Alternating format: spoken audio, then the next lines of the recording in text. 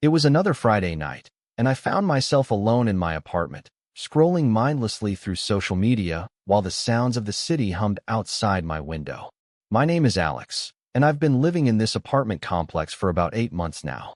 It's a vibrant, diverse neighborhood with coffee shops on every corner and the kind of energy that makes you feel like you're part of something bigger.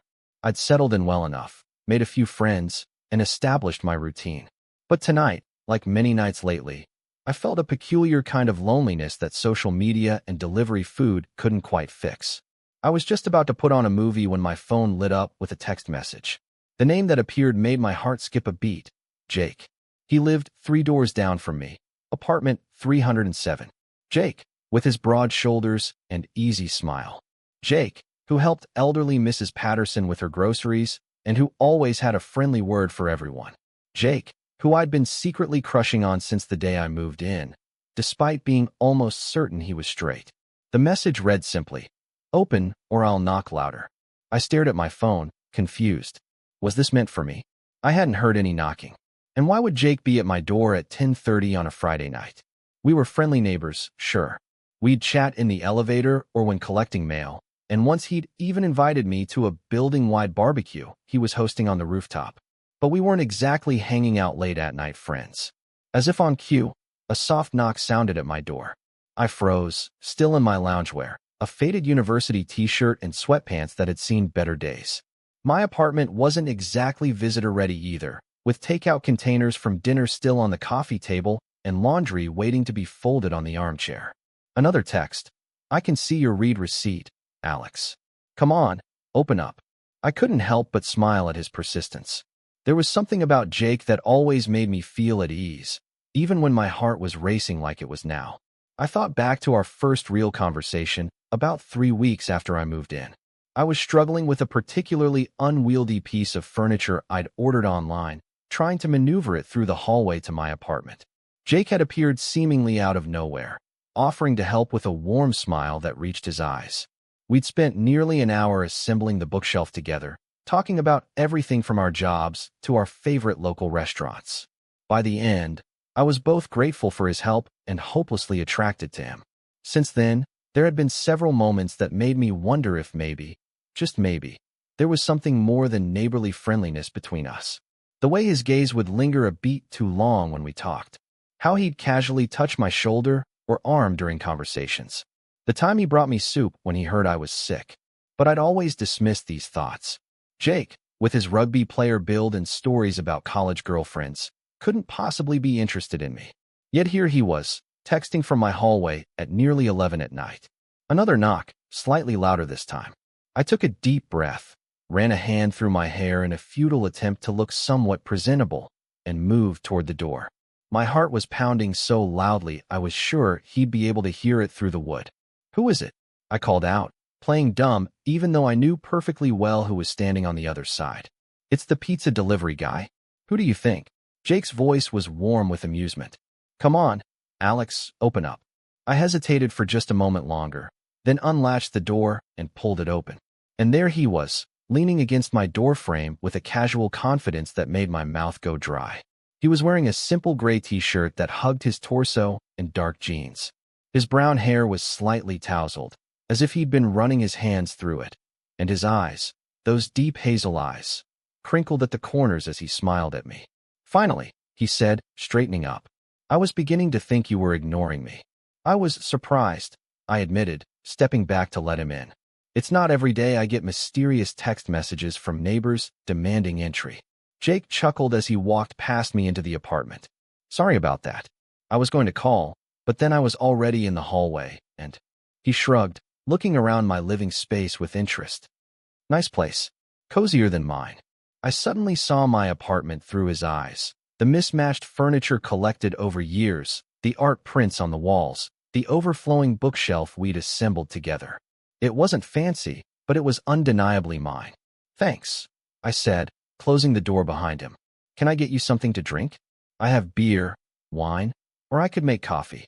I was rambling, nervous energy making me more talkative than usual. "Beer would be great," Jake replied, settling himself on my couch as if he'd been there 100 times before. He moved a pillow aside and leaned back, looking completely at ease. I went to the kitchen, grateful for the moment to collect myself. What was happening?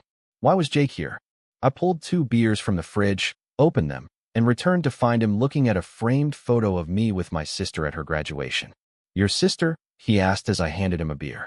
Yeah, that's Emma. She just finished her master's program last year. I explained, sitting down on the opposite end of the couch, maintaining what I hoped was a casual, friendly distance. You have the same smile, he observed, taking a sip of his beer. So, you're probably wondering why I'm barging in on your Friday night. I laughed, some of the tension easing from my shoulders. The thought had crossed my mind, yeah. Jake set his beer down on a coaster and turned slightly to face me better.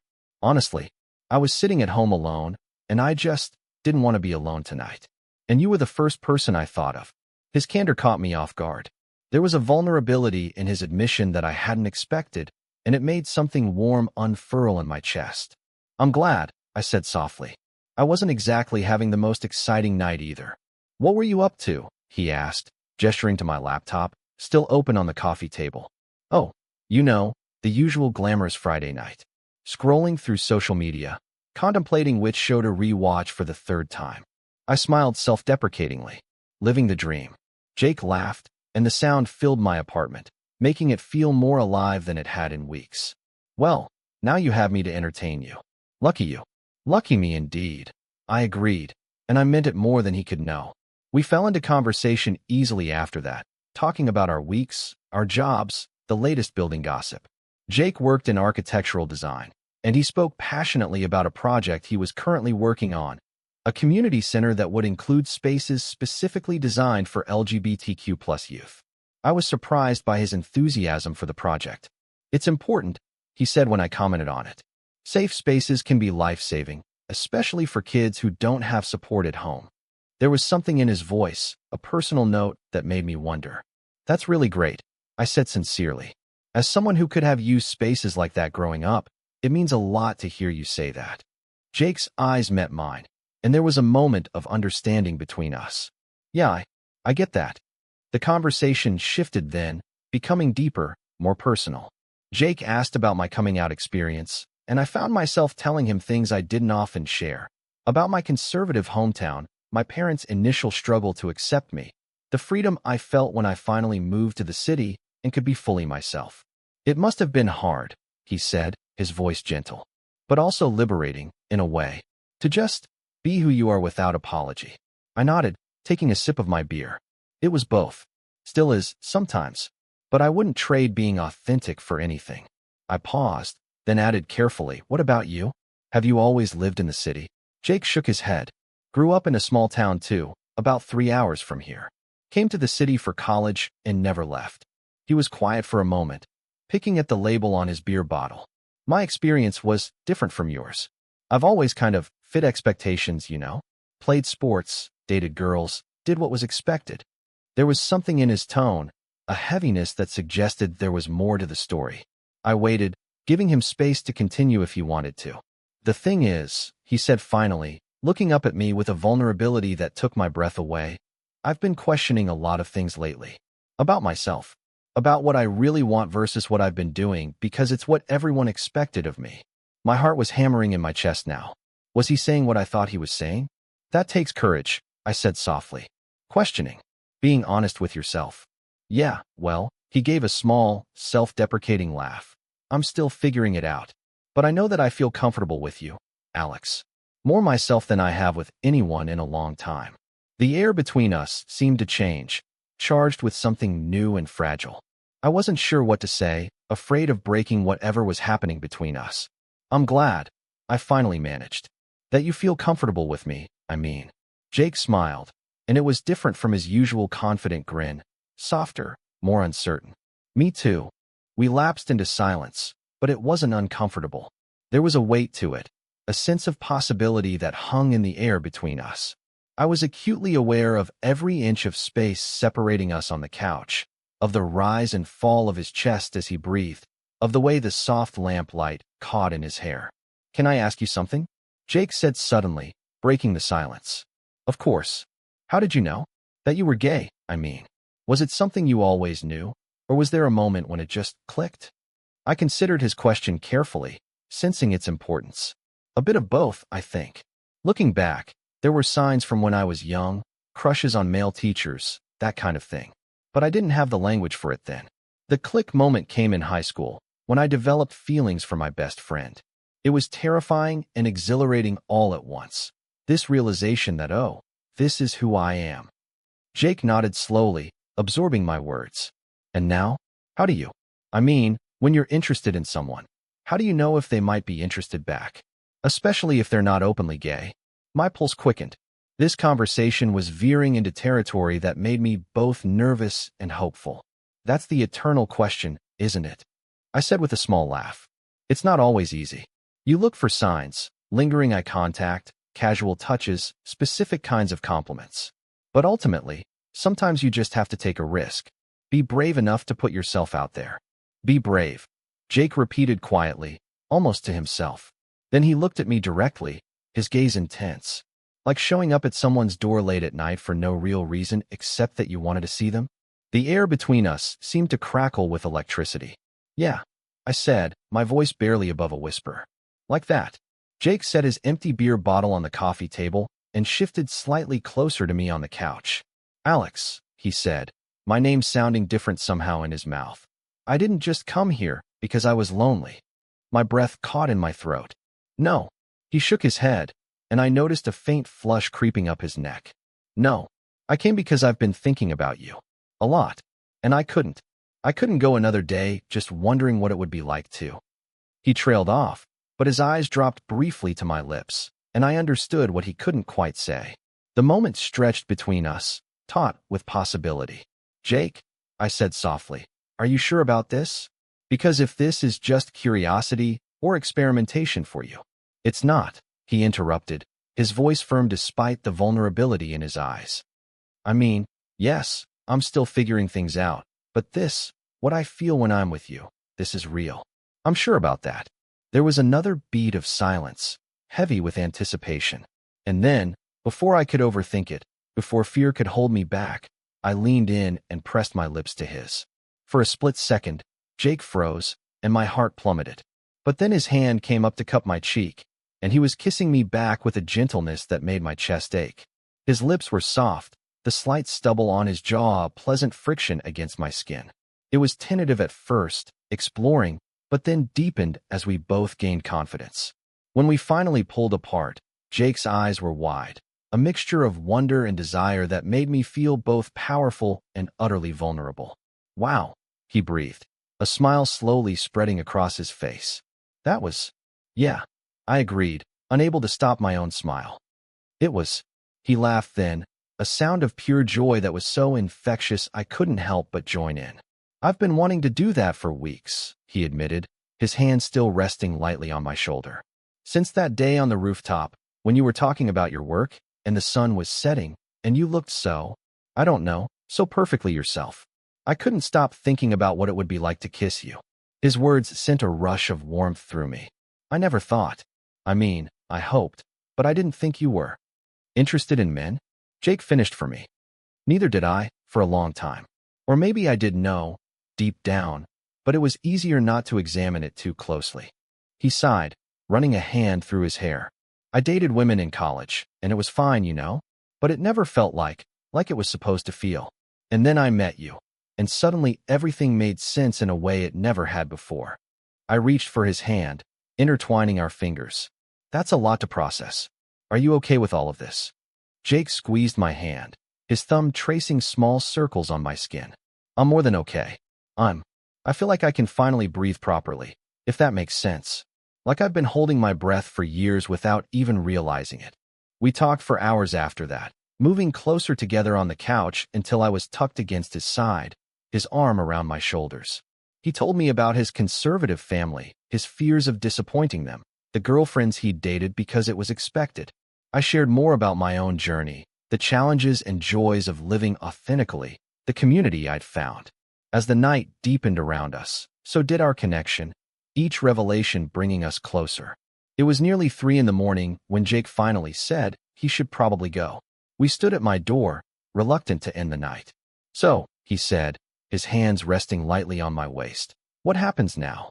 Now, I replied, reaching up to brush a strand of hair from his forehead. We take it one day at a time. No pressure, no expectations. Just us figuring things out together. Jake nodded, leaning down to press a soft kiss to my lips. I'd like that. A lot. Me too. I whispered against his mouth. After he left, I leaned against my closed door, a mixture of disbelief and elation coursing through me. The night had taken a turn I never could have anticipated, and yet it felt like the most natural thing in the world. The following weeks were a delicious blur of discovery. We decided to keep things between us for a while, giving Jake space to navigate his coming-out process at his own pace. Our apartments became shared spaces, evenings spent cooking together in my kitchen or watching movies on his couch, always ending in increasingly passionate explorations of each other. There were challenges, of course. Jake struggled with internalized homophobia at times, years of conditioning making him hesitant about public displays of affection. I had my own insecurities, moments of doubt where I wondered if this was just a phase for him, if eventually he'd decide he preferred the simplicity of heteronormative relationships. But for every difficult moment, there were a dozen beautiful ones. The first time Jake reached for my hand as we walked through the park. The night he introduced me to his best friend as the guy I'm seeing. The morning I woke up to find him making pancakes in my kitchen, wearing nothing but boxers and a smile that was just for me. About a month into our relationship, we faced our first real test. Jake's parents called unexpectedly to say they were in town and wanted to have dinner with him that evening.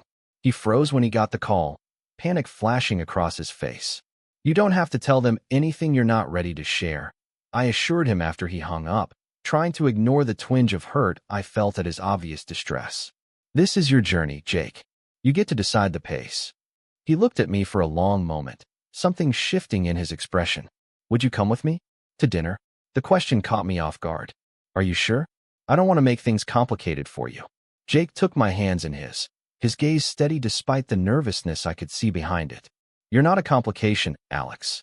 You're the best thing that's happened to me in a long time. And I'm not saying I'm ready to make some grand announcement, but I don't want to hide you either." That dinner was tense at first, Jake's parents clearly surprised by my presence. I was introduced simply as Alex, my friend from the building, and I played along, keeping conversation light and neutral. But as the evening progressed, I noticed the way Jake gradually relaxed, even daring to rest his hand on mine briefly when his parents were distracted with the dessert menu. Later that night, as we walked back to our building under a sky scattered with stars, Jake was unusually quiet. "Everything okay?"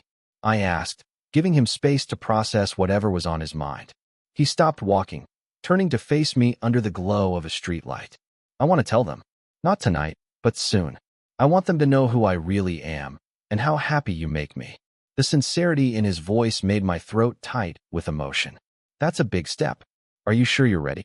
Jake nodded, reaching for my hand openly, unconcerned about who might see us on the quiet street. "I'm tired of hiding, Alex. I've spent so much of my life trying to be who everyone else wanted me to be. With you, I finally feel like myself. And I want to live that truth, not just behind closed doors." I squeezed his hand, overwhelmed by the journey we'd taken in such a short time. "I'm proud of you, and I'm here, whatever you need." The weeks that followed brought more growth, more challenges, more moments of profound connection. Jake did eventually come out to his parents, a difficult conversation that left him emotionally drained but ultimately relieved. Their reaction was mixed, his mother tearful but affirming that she loved him no matter what, his father more reserved, needing time to adjust to this new understanding of his son. Our relationship deepened as we navigated these waters together. We became more comfortable being seen as a couple in public, joining my friends for dinner, attending events together. Jake even suggested we host a joint housewarming party, inviting neighbors and friends from both our social circles to celebrate our relationship. The night of the party, as our apartment, we'd started thinking of both spaces as ours, filled with laughter and conversation. I found myself watching Jake across the room. He was talking animatically with a mixed group of his college friends and my coworkers, completely at ease. When he caught my eye, he winked, a private acknowledgement of how far we'd come. Later, after the last guest had left and we were cleaning up together, Jake pulled me into his arms in the middle of the kitchen. "Thank you," he said simply, pressing his forehead against mine. For what? I asked, my hands naturally finding their place on his waist. For opening your door that night. For taking a chance on me.